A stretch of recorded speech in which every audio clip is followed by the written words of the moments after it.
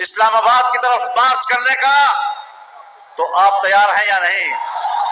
اور اگر ہم نے آنے کا فیصلہ کیا تو تمہاری گولیاں ختم ہو جائیں گی، ہمارے سینے ختم نہیں ہوں گے انشاءاللہ۔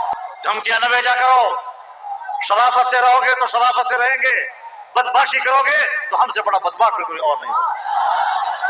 ورزی والوں، ایجنسیوں والوں، میرے محترم دوستو، ابھی انہوں نے ایک اور چال چلی ہے، وہ بھی بتا دوں آپ کو۔ ہمارے ہی رنگ کے مولویوں کو اٹھا کر میڈیا پہ لا رہے ہیں۔ قوم کی ایک ہی آواز ہے، اور وہ یہی کہ جمعیت علماء اسلام پاکستان کے نظام کو اور پاکستان کے مستقبل کو اپنے ہاتھ میں لے لے۔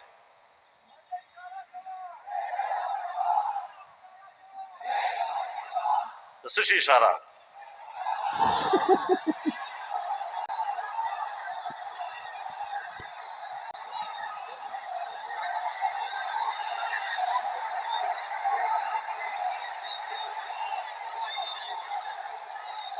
میرے محترم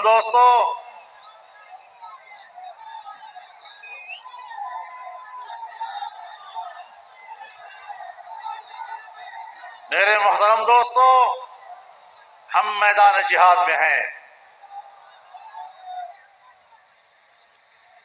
اور ہم یہ بھی بتا دینا چاہتے ہیں کہ پاکستان حکمرانوں کا نہیں، پاکستان ہم سب کا ہے۔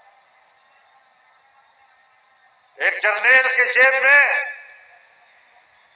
جو شناختی کارڈ موجود ہے، اور جس شناختی کارڈ کی بنیاد پر وہ پاکستانی ہے، اسی شناختی کارڈ کی بنیاد پر میرا کارکن بھی پاکستانی ہے، میں بھی پاکستانی ہوں۔ آج ہم اپنے ان اجتماعات اور اس جدوجہد کے راستے سے پاکستان کی بقا کی جنگ لڑ رہے ہیں، پاکستان کے تحفظ کی جنگ لڑ رہے ہیں، پاکستان کے استحکام کی جنگ لڑ رہے ہیں۔ اور پاکستان ہمارے کچھ سرکاری محکموں کا نام نہیں ہے۔ پاکستان اگر ریاست ہے تو عوام کی بنیاد پر ریاست کہلاتی ہے۔ عوام کا کیا مقام ہے؟ اگر پاکستان کے نظریے کا انکار کیا ہے تو ہماری اسٹیبلشمنٹ نے کیا ہے، اور جمعیت علماء پاکستان کے نظریے کی علمبردار رہی ہے۔ اگر اس ملک کے نظریے کا انکار کیا ہے تو ان حکمرانوں نے کیا ہے، ہم نے اس نظریے کا علم بلند رکھا ہوا ہے۔ اگر لا الہ الا اللہ کا نعرہ لگا تھا، آج بھی اس نعرے کی آواز ہم لوگ ہیں۔ تم نے تو اس نعرے کو خاموش کر دیا، اس نعرے کے ساتھ دھوکہ کیا۔ لا الہ الا اللہ کے ساتھ جو غداری تم نے کی ہے، جو بغاوت تم نے کی ہے، تم اس کی سزا کاٹو گے تو سزا پاکستان کو ملے گی۔ تم نے تو پاکستان کی تباہی کا راستہ لیا ہوا ہے، تم نے تو پاکستان کو ختم کرنے کا راستہ لیا ہوا ہے۔ اور میں اپنا ایک جملہ آج ایک بار پھر دہرانا چاہتا ہوں کہ پاکستان کے قیام میں بھی تمہارا کوئی کردار نہیں، پاکستان کی بقا میں بھی تمہارا کوئی کردار نہیں۔ ملک ٹوٹا ہے تو تمہاری وجہ سے ٹوٹا ہے۔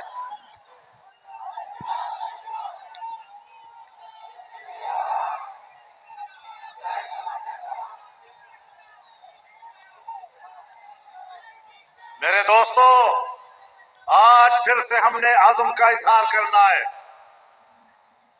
کہ ہم پاکستان کے اوپر اس حکمرانی کو تسلیم نہیں کریں گے۔ یہ عوام کی حکومتیں نہیں ہیں، یہ اسٹیبلشمنٹ کی حکومتیں ہیں، اور اسٹیبلشمنٹ بمقابلہ عوام کے ہے، اور ہم عوام کے شانہ بشانہ کھڑے ہیں۔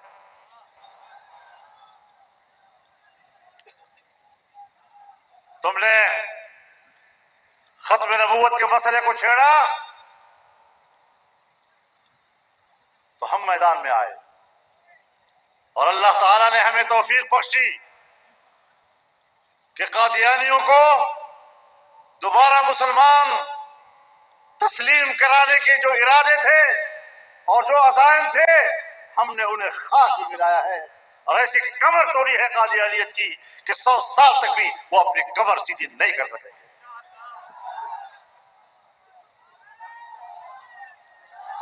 میرے محترم دوستو،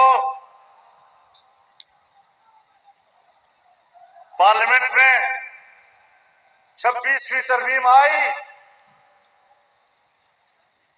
اور جب ہم نے پڑھا اگر اسی مسودے کو پارلیمنٹ پاس کر لیتی تو نہ آپ کا ملک بچتا، نہ آپ کے ادارے بچتے، نہ آپ کی پارلیمنٹ بچتی، نہ آپ کا آئین بچتا. ہر طرف تباہیوں کا ایک بارود اس میں بھرا ہوا تھا. ہم نے اس سے وہ بارود نکالا اور ایک صحت مند قانون اور آئین کی صورت میں ہم نے ملک کو آئین دیا، ترمیم دی. 56 شقوں پر مشتمل وہ ترمیم جو ایک کالا ناگ بن کر وہ لائے تھے، ہم نے 34 شقوں سے حکومت کو دستبردار کیا. 22 شقوں پر ہم ان کو لے آئے اور پھر اپنے کچھ شقیں جو سود سے متعلق تھی، جو وفاقی شرعی عدالت سے متعلق تھی، جو اسلامی نظریاتی کونسل سے متعلق تھی، وہ ہم نے اس کا حصہ بنایا. اور الحمدللہ پاکستان کی تاریخ میں ایک پارلیمانی اور جمہوری جدوجہد کے ذریعے سے ہم نے ایک آئین میں اسلامی نظام اور قوانین کے لیے پیشرفت دکھائی. ہم چھوٹی سی قوت ہے پارلیمنٹ میں، اور ہم عوام کے حوالے سے چھوٹی قوت نہیں ہے. کسی نے عوام کا حق مارا ہے اور ہمارے ہجوم کو کمزور کیا ہے، لیکن تم کرتے رہو کرتے رہو. اللہ کی گفتگو اور اس کا فرمان وہ ایک حقیقت ہے کہ کم من فئۃ قلیلۃ غلبت فئۃ کثیرۃ باذن اللہ.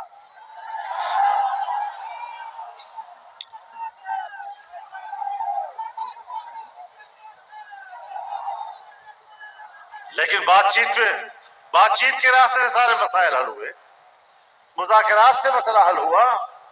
اور میں آپ کو یہ بھی بتانا چاہتا ہوں کہ پہلے تو یہ ترمیمی بل ہم سے چھپایا جا رہا تھا،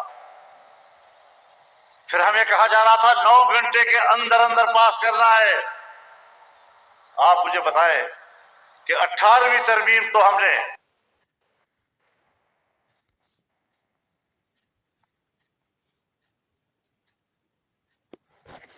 ترمیم 9 گھنٹوں میں ہم سے پاس کرایا جا رہا تھا.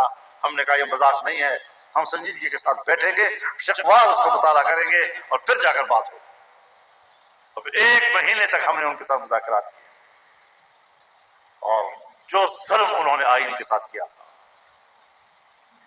جو جمہوریت کے ساتھ کیا تھا، جو عدلیہ کے ساتھ کیا تھا، جو پارلیمنٹ کے ساتھ کیا تھا، عوام کے بنیادی انسانی حقوق کو سلب کرنے کا جتنا گندا وار انہوں نے اس مسودے میں کیا تھا، وہ سب ہم نے ان سے چھین لی، اس سے واپس کرائی، اور تب جا کر ہم نے اس ترمیم کو پاس کیا تھا، جس میں سود کے خاتمے کا بھی مسئلہ آیا، جس میں وفاقی شرعی عدالت کو با اختیار اور طاقتور بنانے کا مسئلہ آیا، جس میں اسلامی نظریات کی سفارشات کو قومی اسمبلی میں زیر بحث لانے کو لازم قرار دیا گیا. لیکن ساتھ ساتھ دینی مدارس کا ایک بل جو انتخابات سے پہلے میاں شہباز شریف صاحب کی 16 مہینے کی حکومت میں ہم نے اس پر بات چیت کی، اور حکومت نے اس کا ڈرافٹ تیار کیا، اور اسی ڈرافٹ پر دینی مدارس سے اتفاق کیا، اور اتفاق کرنے کے بعد اسمبلی میں آیا تو کچھ قوتوں نے اس میں مداخلت کی اور اس کو رکوا دیا. ہم نے کہا کوئی مسئلہ نہیں. یہ سوچتے ہیں کہ مولوی صاحبان تھک جائیں گے. میں ان کو ایک بار پھر کہنا چاہتا ہوں کہ سمندر نے مچھلی سے کہا کب تک تیرتے رہو گے؟ مچھلی نے کہا جب تک تیرے اندر موجیں مارنے کی قوت ہے میرے اندر انشاءاللہ تیرنے کی طاقت رہے گی. الجہاد ماض الی یوم القیامہ. ہم تو قیامت تک اعلاء کلمت اللہ کے لیے لڑنے کا سبق مدرسوں سے سیکھتے ہیں، اور تم ہمیں سمجھتے ہو کہ یہ تھک جائیں گے اور بات چھوڑ جائیں گے.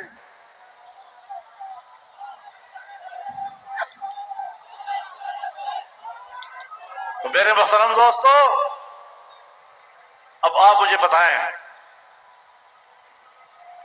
کہ الیکشن سے پہلے جب حکومت میں تھے ہم لوگ، پیپلز پارٹی حکومت میں تھی، آصف علی زرداری اس حکومت کا حصہ تھے، بلاول بھٹو اس حکومت کا حصہ تھے، مسلم لیگ اس حکومت کا حصہ تھی، MQM اس کا حصہ تھی، اور جماعتیں اس کا حصہ تھی۔ اس وقت اس بل پہ اتفاق ہوا، حکومت نے مسودہ بنایا اور ہم نے ان کے ساتھ بات کر کے اس کو قابل قبول بنایا۔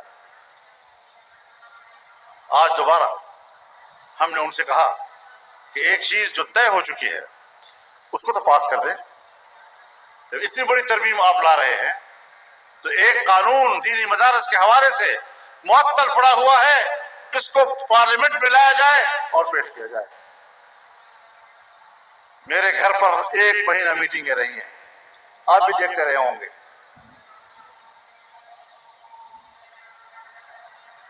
میں کراچی گیا، بلاول بھٹو صاحب کے دعوت پر میں ان کے گھر گیا، 5 گھنٹے ہم نے مذاکرات کیے بل کے اوپر، ترمیمی بل کے اوپر بھی اور دینی مدارس کی اس ڈرافٹ کے اوپر بھی۔ ہمارا اتفاق رائے ہو گیا۔ اگلے دن ہم لاہور آئے، میاں نواز شریف صاحب کے گھر میں 5 گھنٹے ہماری میٹنگ چلتی رہی اور ترمیمی بل پر بھی بات ہوئی اور اس مدارس کی بل پر بھی بات ہوئی۔ ہم نے اگلے روز پاکستان تحریک انصاف کے پارلیمنٹیرینز کو اعتماد میں لیا، ساری تفصیلات ان کے سامنے رکھی، انہوں نے بھی کہا کہ ہمیں اس پر کوئی اعتراض نہیں۔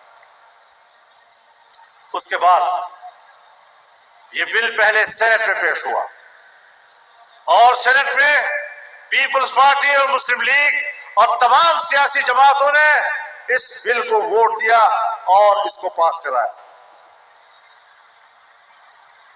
زرداری صاحب کی نگرانی میں، پیپلز پارٹی کی قیادت کی موجودگی میں، وہاں سے وہ بل قومی اسمبلی میں آیا، قومی اسمبلی میں یہ بل پاس ہوا، پیپلز پارٹی کی موجودگی میں، بلاول صاحب کی موجودگی میں، شہباز شریف صاحب کی موجودگی میں، نواز شریف صاحب کی موجودگی میں، تمام حکومتی اتحادیوں کی موجودگی میں اتفاق رائے کے ساتھ یہ بل منظور ہوا۔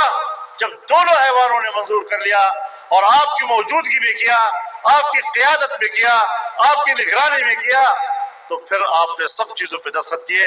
مدارس کی اس بل پر ایوان صدر نے دستخط کیوں نہیں کیے؟